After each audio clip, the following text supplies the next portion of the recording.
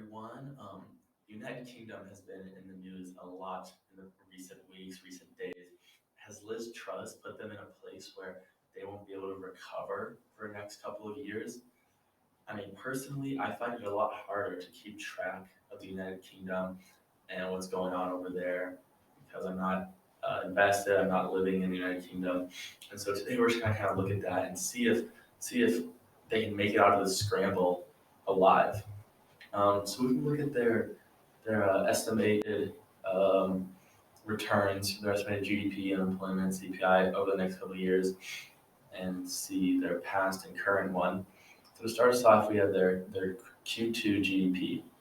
Right, it came in at 2.2, which is a very solid GDP, um, and that wasn't too long ago. But we see this strong projected drop down to 1.4 for Q3, 1.7 for Q4 of 2022, and then once the recession starts to potentially hit, we see a zero point 0.7, zero point 0.5, zero point 0.2, and 0 for the remainder of 2023.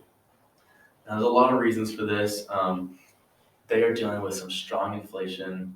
They have a lot to deal with, and all these things are sort of lagging indicators.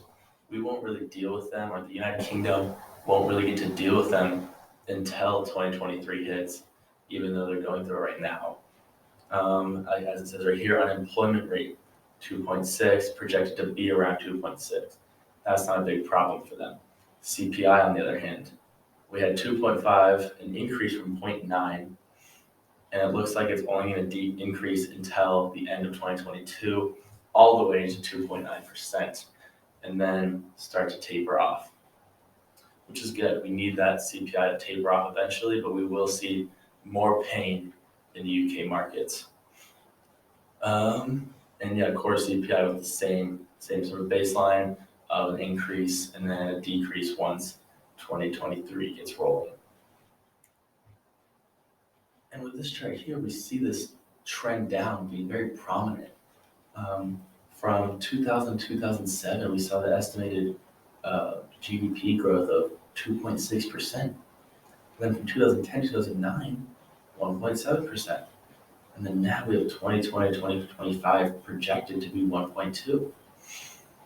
And so why is UK dealing with this productivity problem? Why is it dealing with this production problem?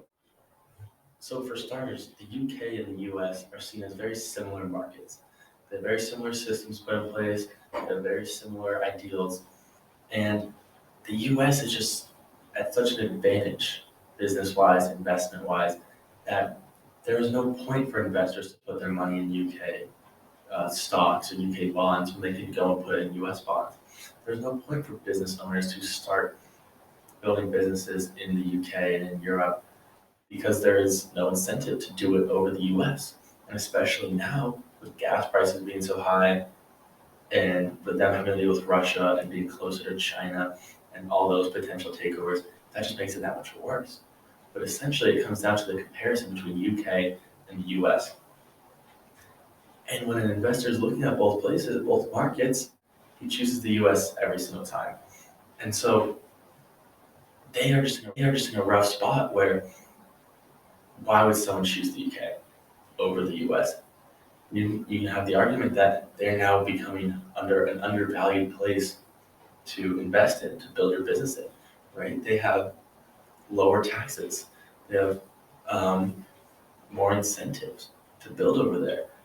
So it could be seen as a potential growth spot over the next decade or so, but it doesn't seem like people are putting any real money in yet. It doesn't seem like these big corporations are seeing that potential yet because there's so much growth in America still, right? With Amazon warehouses and Tesla mega factories, gigafactories, right? Why would you go and build in the cramped Europe?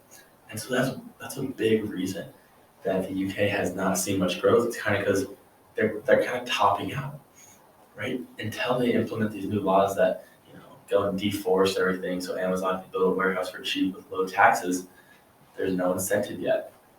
And don't get me wrong, I would hate to see Europe turn into a corporate America like we have today because it's just so beautiful over there.